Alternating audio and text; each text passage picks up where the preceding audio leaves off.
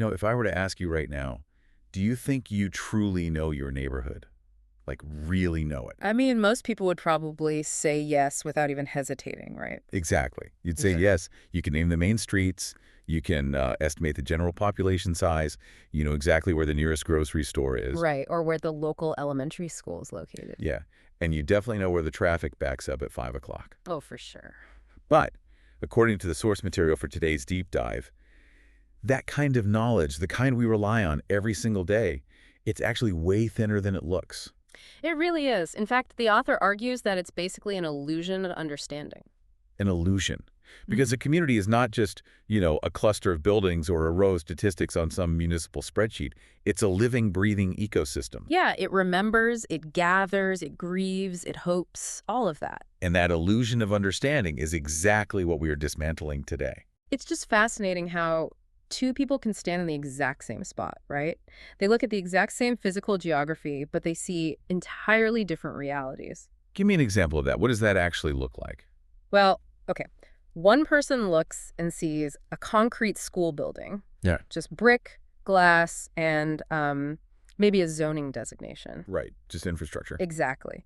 But another person looks at that exact same structure and sees the threshold where children are morally formed, where friendships are tested, where trust is built. Wow. Yeah, and where influence quietly spreads through a whole neighborhood. That is a totally different way of seeing things. It really is. Or take a transit corridor. One person sees just a paved road meant for cars, but the other sees a vital pulsing route where, vulnerable workers leave before sunrise. Right, where isolation actually deepens for those who don't have access. Exactly. And where human desperation just passes by every single hour. So the foundational argument of our source material today is that the community is not flat. It is profoundly, deeply layered. Yes. And the massive risk here is if you only see one layer, like if you are only looking at the flat map of demographics, you are going to entirely misread the place you live or work in. Which is huge. So that is the mission of our deep dive today. We're going to unpack a highly structured, almost surgical framework for what the source text calls layered seeing. And just to give you some context, this is a model originally designed for Christian ministry and community leaders. Right, but its application is profound for literally anyone who wants to truly understand human social dynamics. Oh, absolutely. Whether you're an urban planner, a social worker, a business owner. Or just someone who wants to know the people living on your street, honestly. Yeah, exactly. We're going to rip up that traditional flat map of demographics, and we are going to look at the hidden layers of community life: physical, relational, influence, need, and time. But to set the stage properly, we need to establish the core premise of this text. To see a community through this framework requires a massive paradigm shift. Huge shift. You have to move away from asking the clinical question, what is this place made of? And start asking the biological, sociological question, how does this place live? How does it live? I love that. And it is important to note right up front that this framework relies heavily on biblical theology. It does. We are going to be unpacking the author's specific worldview here, which treats community as a moral and spiritual landscape. So it asks us to view neighborhoods the way the text argues God views them, not as a grid of zip codes or civic service gaps. Right, but as living fields of human desire, memory, fear, worship, and hope. Okay, let's unpack this. Yeah. I want to start with the first major paradigm shift the text presents. Yeah. Because to get us out of that flat map mentality, the author contrasts two entirely different archetypes. Two very different ways of looking at a community, yeah. Right. The surveyor and the shepherd. It's a really compelling contrast to ground the whole theory. I mean, think about what a surveyor actually does. Right, they measure. Exactly. A surveyor is a professional who measures boundaries. They draw lines. They deal in hard data, market segmentation, zoning codes, efficiency. They can look at a piece of land and tell you exactly where one parcel ends and another begins, down to the millimeter. Down to the millimeter. Their entire job is to impose order and definition onto a space. Oh, but a shepherd. But the author argues that a shepherd operates on a completely different frequency. A shepherd doesn't just measure the borders of the field. They read the signs of life within it. Exactly. A shepherd knows where the flock is restless. They know where the grass is getting thin before the dirt even shows, Wow. where the water has gone stale. And crucially, they know where danger is approaching long before it becomes visible to anyone else. So a surveyor is fundamentally concerned with managing boundaries, while a shepherd is fundamentally concerned with accompanying living souls. That's the core distinction, yeah. I want to dig into how the text grounds this conceptually, because it leans heavily into biblical logic to make this point about leadership. It does. It points to the historical figure of King David to illustrate this. Right, before he was a king. Yeah, before David was ever a king holding political power, he was a shepherd boy. And the framework argues this isn't just some, incidental, charming biographical detail. It was preparation. It was deeply intentional theological preparation. The argument is that when God chose David, he specifically chose someone who had learned to watch over life in quiet, unglamorous places. So David had practiced vigilance. He practiced intimate observation before he ever practiced administrative rule. Exactly. He knew how to defend a flock, how to read the landscape, and how to stand between the vulnerable and an external threat. Which is wild when you think about it. Yeah. And then the text brings in the book of Ezekiel, right? Yes, specifically chapter 34, which is just this searing critique of false shepherds. What does it say? It basically condemns leaders who feed themselves instead of the flock, leaders who strengthen their own positions instead of strengthening the weak or seeking out the lost. Which, if we extrapolate that beyond just the theological context, that is essentially a timeless critique of any leadership. Oh, 100%. Corporate, civic, whatever. Any leadership that sees people merely as extractable resources rather than human responsibilities. Precisely. And then the framework points to Christ as the ultimate embodiment of the Good Shepherd. Not so. Well, the author emphasizes that Jesus doesn't oversee a complex religious or civic system from afar. He intimately accompanies life. He's right there in it. Yeah. When he looks at the crowds, the biblical text says he sees them as harassed and helpless, like sheep without a shepherd. He doesn't just observe their civic density or, their economic output. No, he sees their underlying spiritual and emotional vulnerability.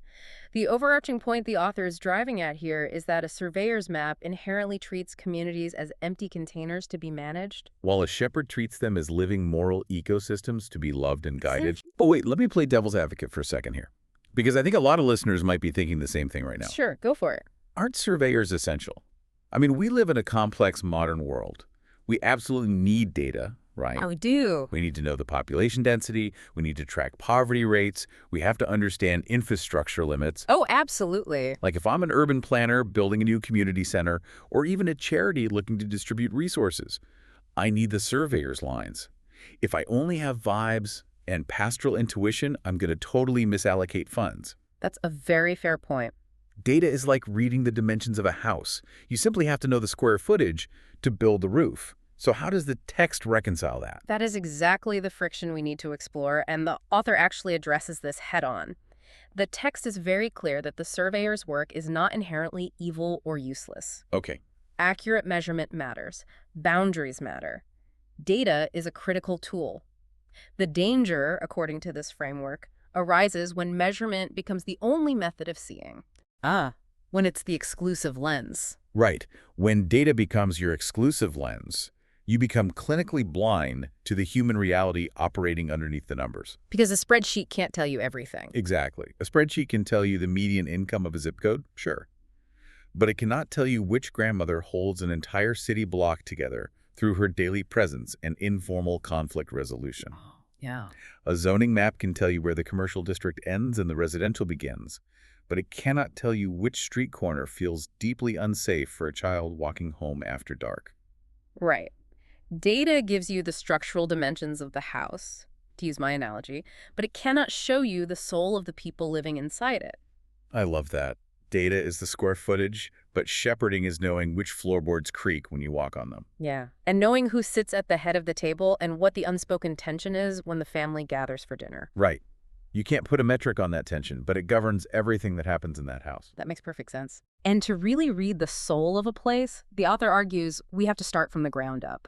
We have to move out of the abstraction of the data spreadsheet and look at the actual physical places where human life unfolds. Which brings us to the first true layer of this multidimensional map we are building.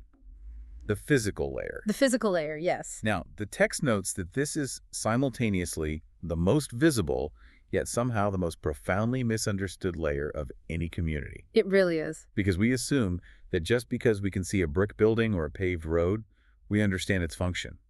But the author asserts that places are never just empty containers where things happen to occur.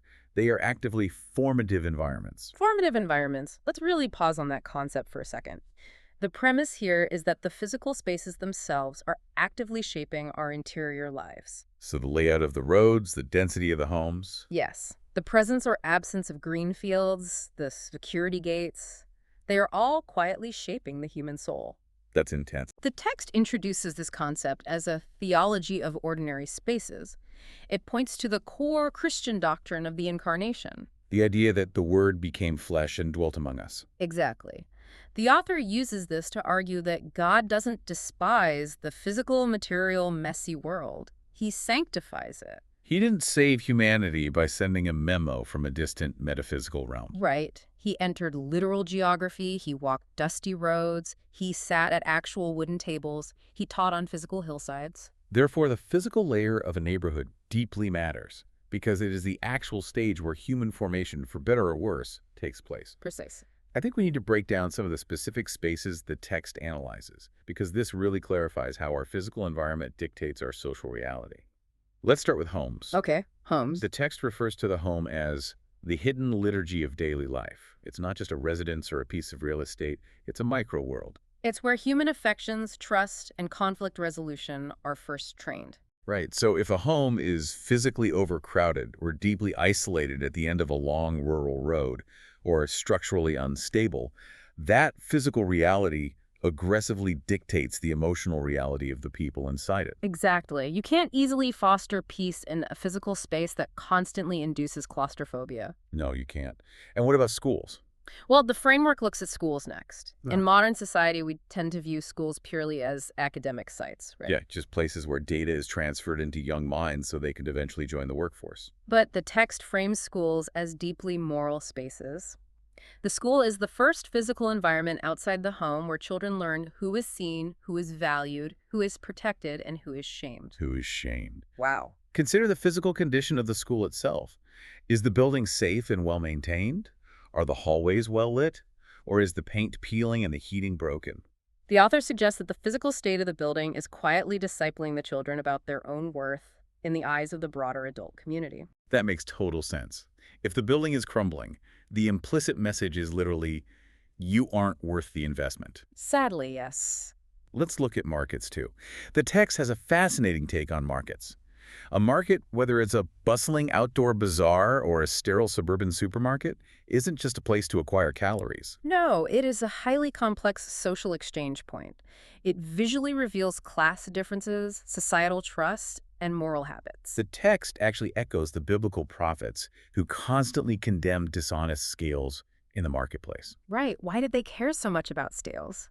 Because a market shows who has access, who feels comfortable lingering and socializing, and who is financially excluded or rushed. So if you watch the flow of a market, you are essentially watching a relational database in real time. Absolutely. And think about transit corridors, the highways, the bus stops, the commuter rail lines, the bike paths. What does the text say about them? It refers to these as the literal flow of a community's lifeblood.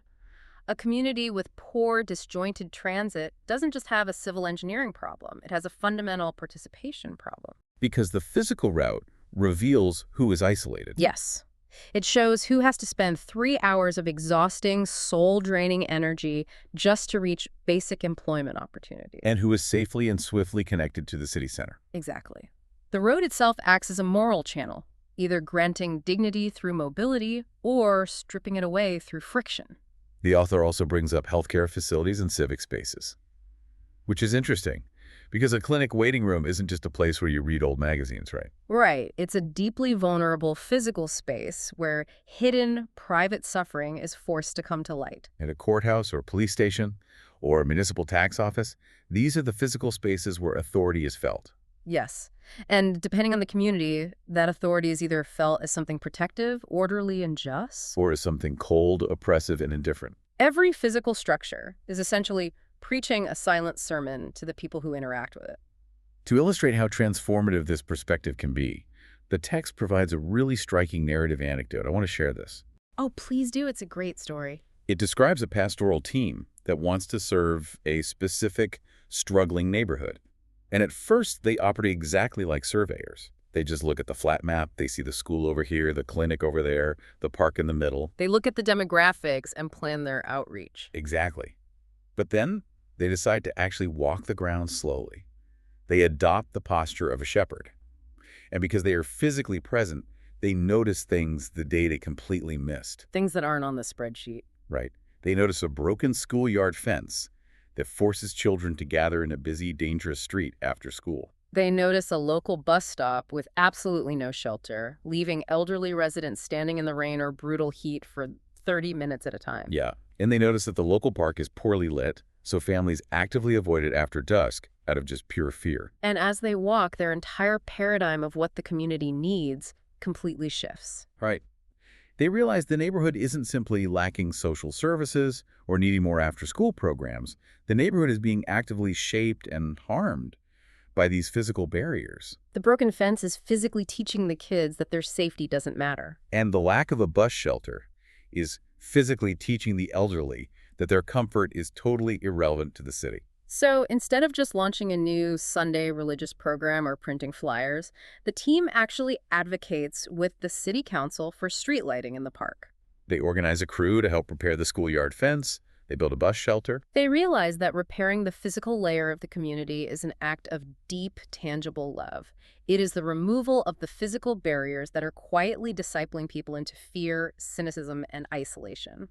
So what does this all mean for you, the listener? I want you to think about your own physical environments right now as you listen to this. Yeah, your office layout, your daily commute. The architecture of your local grocery store, the sidewalks or lack of sidewalks in your neighborhood.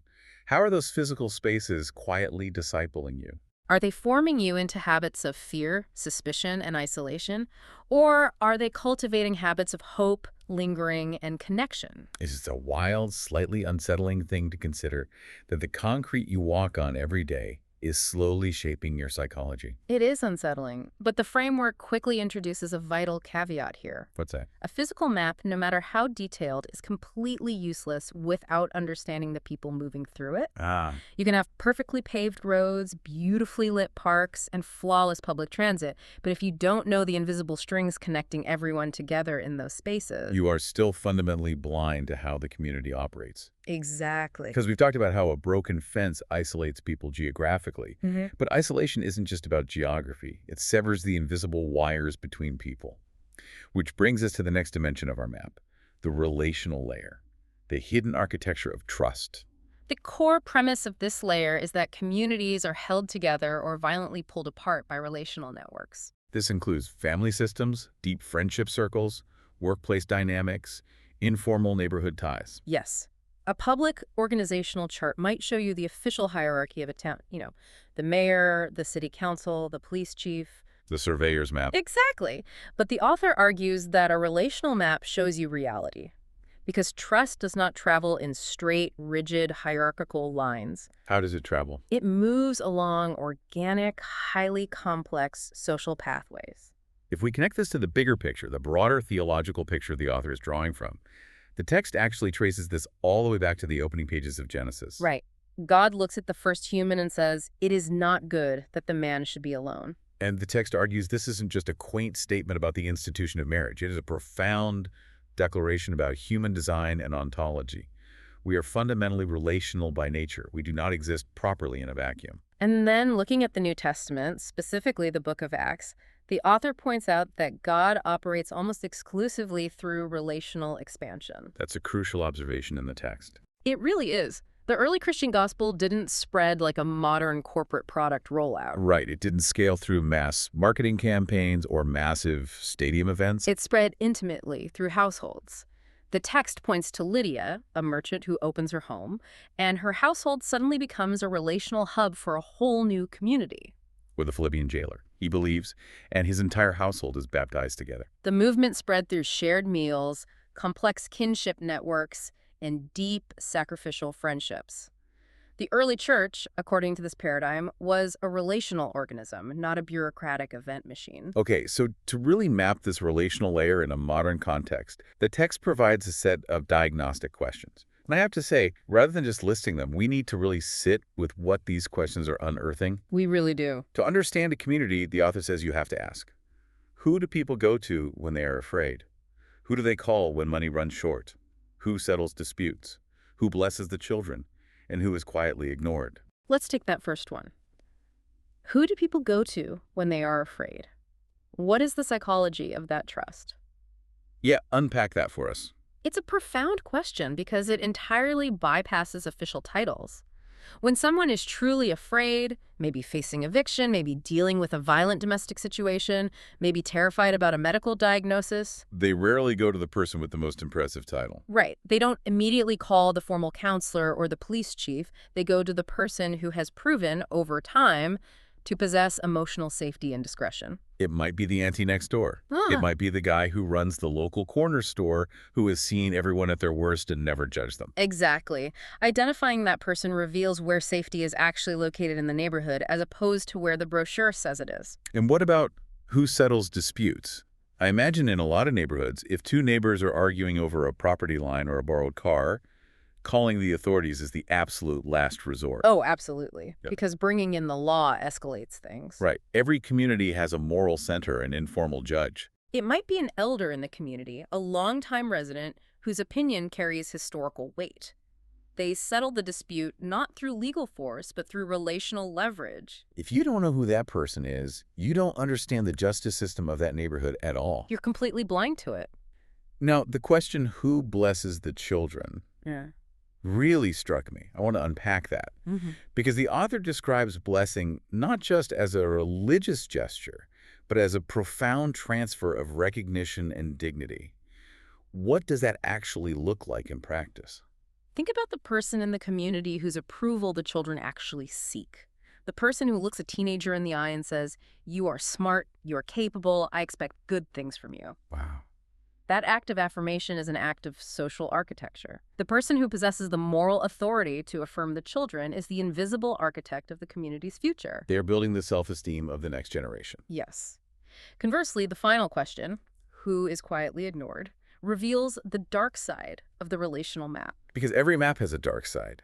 It does. It exposes the hidden hierarchies and exclusions.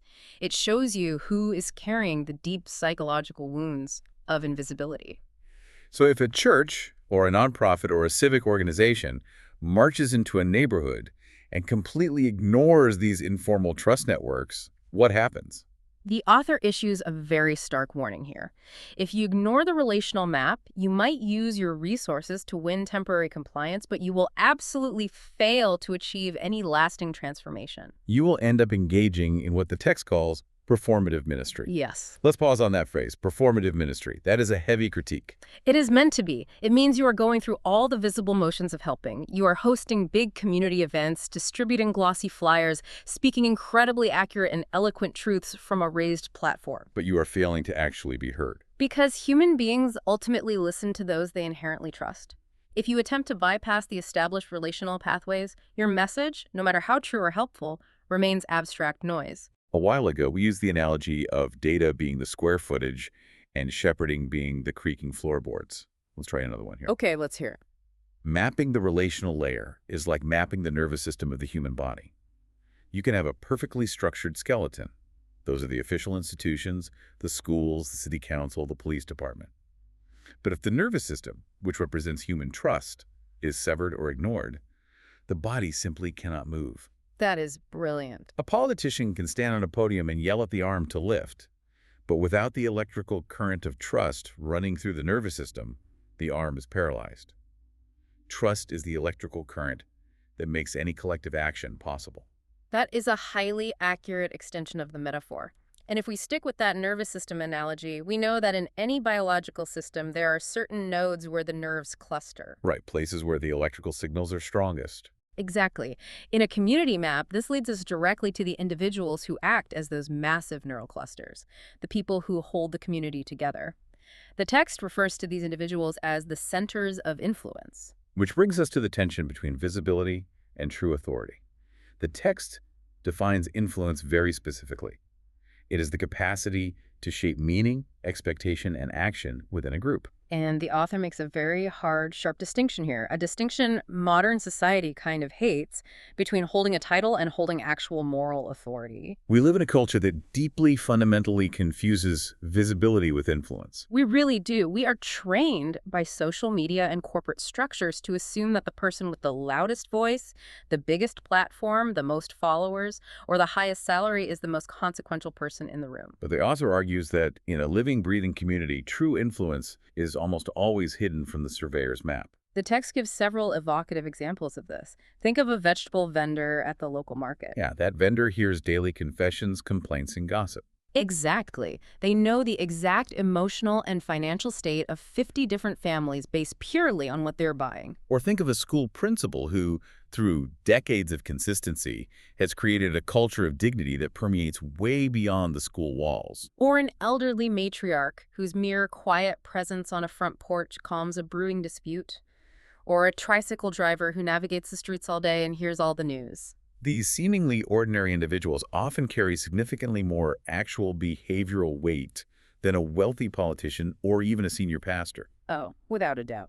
I want to look at how the author uses biblical case studies to organically illustrate this, because it's fascinating how ancient texts mirror this exact modern dynamic. They really do. For instance, the text brings up Deborah from the book of Judges. Mm. She wasn't just a bureaucrat holding an office. She exercised massive influence through immense discernment and courage in a historically confused and chaotic age. Right. When she spoke, people didn't just hear administrative instruction, they heard moral conviction.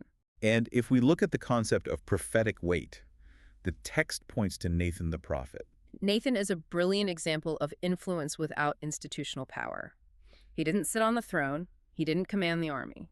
But he possessed the unique influence required to shape the king's conscience. When David failed morally, it was Nathan who exercised influence through strategic, dangerous truth-telling. He proved that prophetic weight heavily outranks administrative power. He knew exactly how to speak to authority without serving its ego. Wait, isn't that exactly the dynamic with Esther too? She had proximity to power, but her actual influence was deeply relational, political, and moral. Yes, and it required intense patience. She couldn't just issue a decree. She had to orchestrate timing and risk her own comfort, her own life, really for the sake of justice. And the text also mentions John the Baptist, whose influence was paradoxically rooted in his willingness to decrease. He refused to make himself the center of the story so that Christ could increase. This raises an important question, though, about the nature of influence itself. How do we handle bad influence? Yeah, because we need to be clear. Influence is never morally neutral. The framework explicitly warns that influence is a vector. It either draws people toward truth, flourishing, and life, or it actively drags them toward confusion, exploitation, and harm. Like a prominent local figure who uses their accumulated trust to manipulate people, or to spread fear of outsiders, or exploit the economically vulnerable. Exactly. Therefore, leaders attempting to map a community must practice layered seeing to identify who is actually shaping the community's conscience. And once you identify those neural clusters of influence, you face a complex moral choice. Right. Is this an influence that needs to be honored and deferred to? Is it one you need to strategically partner with? Or is it a toxic influence that must be lovingly but firmly confronted? Here's where it gets really interesting, especially for anyone trying to implement change. The text urges leaders to listen to the gatekeepers. But a gatekeeper in this paradigm isn't necessarily the mayor. Right, or the head of the homeowners association, or the CEO. The true gatekeeper is the parent at the school gate who all the other moms talk to before making a decision.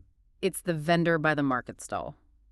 If you launch a massive new community initiative and you completely bypass these informal gatekeepers because they don't have an official email address, your initiative will crash into an invisible wall of skepticism. They literally hold the keys to the community's trust. you cannot mandate trust. You have to be introduced to it by someone who already holds it. But this begs another psychological question. Yeah. Why do people seek out these informal leaders in the first place? Why does the vendor hear the confessions instead of the licensed therapist? Well, usually it is because people are carrying a heavy unspoken burden and they're desperately looking for a safe, accessible place to put it down. Exactly. And this directs our layered map to the most sensitive dimension of all. We have to look past the physical spaces and the relational networks and look at where the community is actively hurting. We have to map the points of need. The geography of pain. Yes. The author states unequivocally that every single community on Earth has fractures. Now, some of these fractures are incredibly visible, like tents on a sidewalk indicating extreme poverty, or open drug markets indicating deep addiction crises. But many fractures, arguably the most insidious ones, are entirely hidden. Or worse, they are culturally normalized. The source anchors its argument in the Christian tradition, which insists that human pain must be acknowledged truthfully. It cannot be sensationalized to raise money for a charity brochure, but it also cannot be ignored to protect our comfort. To understand how to approach this pain, the text draws a really powerful, piercing contrast between pity and compassion. Pity versus compassion. Walk us through that. It looks specifically at how Jesus operated as a model. Pity, the author argues, is an emotion that observes pain from a safe, sanitized distance. He looks at suffering, feels a fleeting pang of sadness, but remains fundamentally untouched and uninvolved. Compassion, however, is radically different.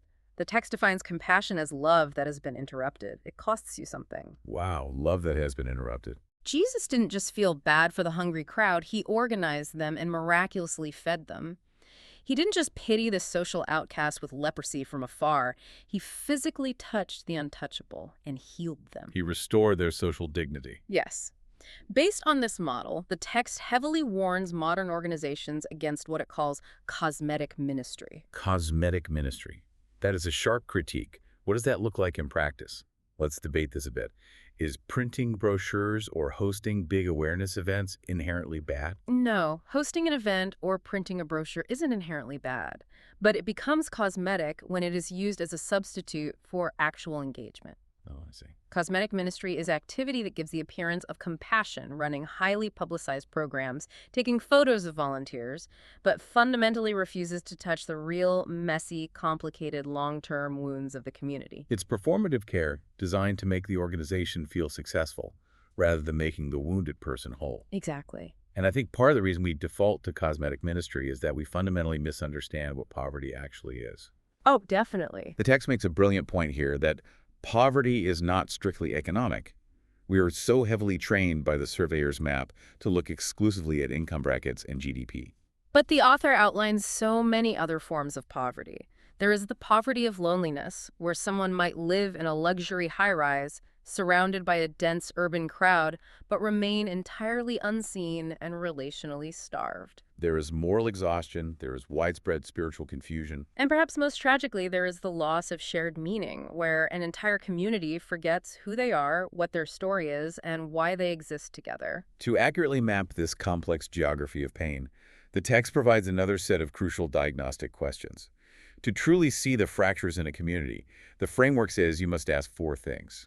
First, what suffering is obviously visible. Second, what suffering is deeply hidden.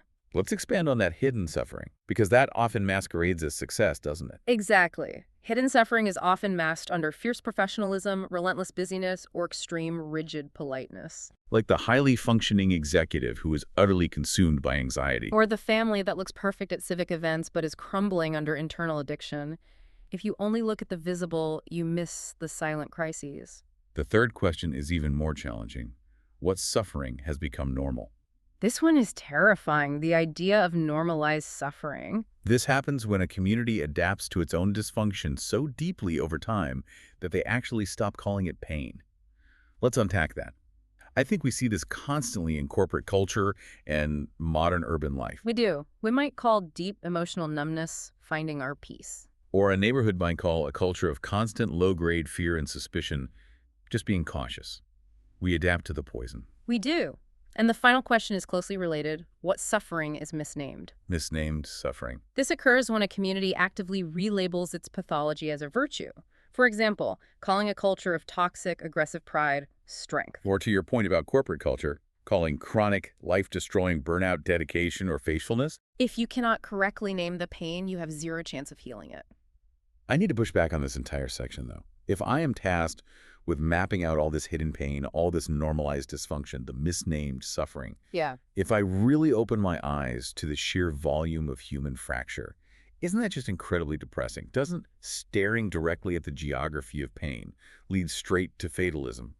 You just throw your hands up, retreat to your own house, lock the door, and say, it's all broken, there's nothing I can do. That is the most natural human reaction to overwhelming data on suffering. But the text anticipates this and counters it by looking at the biblical tradition of the Psalms and the prophet Jeremiah. What do they tell us? In this framework, grief is not the opposite of hope. Lament is presented as a deeply faithful act. The author argues that a community map that cannot grieve its own fractures is a map that is not yet truthful. Because Jeremiah wept over the destruction of his city. Jesus literally wept over Jerusalem. Hope without denial is the ultimate goal here. The theological framework posits that the resurrection doesn't erase the reality of the cross. It fulfills it. So you don't have to pretend the pain isn't there or artificially minimize it to maintain hope. You face the pain completely truthfully, armed with the belief that redemption can reach deeper than the current despair. It's beautifully said. Hope without denial. Facing it truthfully. That is a heavy but vital perspective. So let's review our layered map. We know the physical spaces and how they shape us. We know the relational networks and the nervous system of trust.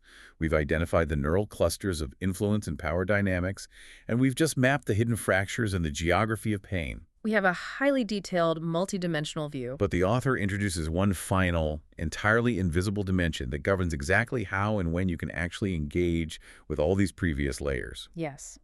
The rhythms of life. The unwritten schedule. Time. Time is a layer of the community map, just as real as a concrete street. The text states a brilliant axiom very plainly. If you don't understand time, you don't understand access. Every single neighborhood has an unwritten, invisible schedule based on the realities of local labor, public transport schedules, family obligations, and seasonal shifts. People gather at very specific hours and completely disappear at others. The text brings in the ancient theology of time from the book of Ecclesiastes. For everything there is a season and a time for every matter under heaven. And it points out something I had never considered about the life of Jesus. He didn't live in a frantic, exhausting blur of constant production. He deeply honored rhythms. He intentionally withdrew from the crowds to pray. And crucially, he met people at very specific, intentional times that suited their specific needs. He met the religious leader Nicodemus late at night under the cover of darkness because that was when Nicodemus felt safe. He met the Samaritan woman at the well at high noon. He didn't demand that these people conform to his administrative office hours. He incarnated himself into their schedule. To bring this into a modern context, the text shares a highly illustrative story about a well-meaning church that completely failed to understand this invisible layer of time. Tell the story. Okay, so this church wanted to connect with their surrounding neighborhood, so they scheduled a series of outreach events in the late afternoon. They used a surveyor's logic. Late afternoons when people get off work, so that's the most efficient time. Right. Makes logical sense. But absolutely nobody showed up. The leadership was frustrated.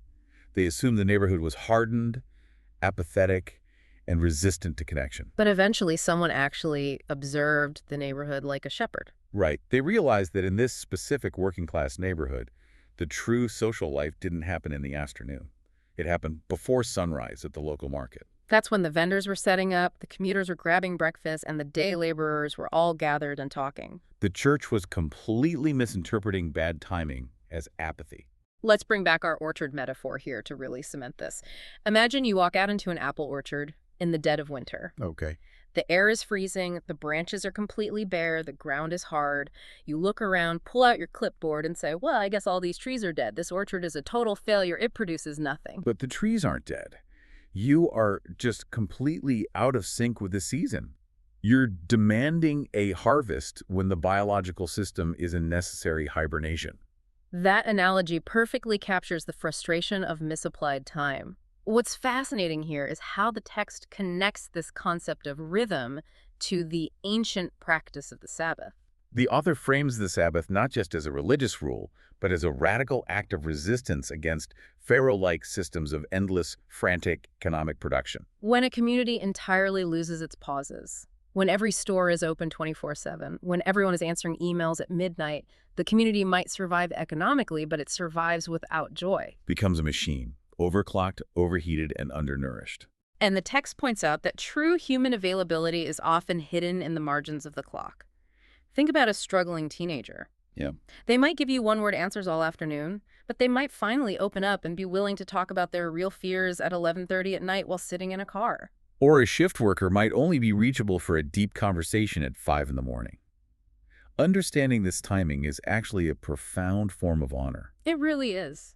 When you adapt to someone else's rhythm, you are non-verbally telling them, I see the demands of your labor, I respect your exhaustion, and I will not demand that you conform to my convenience just so I can feel helpful. That is the essence of incarnational listening. Yeah. You adjust to their reality rather than forcing them to adjust to yours. Okay, so we've layered the entire map: space, relationships, influence, pain, and time.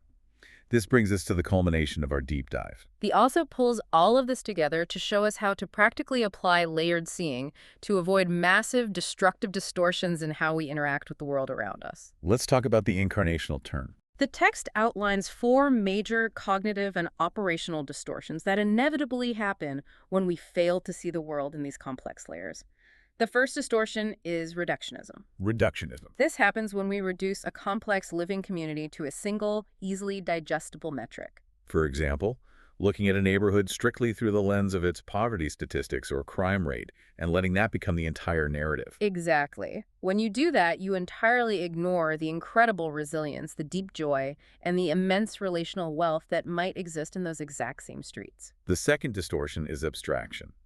This is when we start treating real human beings as broad, faceless sociological categories. Talk about the youth, the unreached, the urban poor, or the voters. We use these massive buckets to design policies or programs rather than seeing specific human beings with names, complex histories, and very specific local contexts. Abstraction makes it easy to manage people, but impossible to love them. Wow, impossible to love them. The third distortion is fatalism. We touched on this earlier.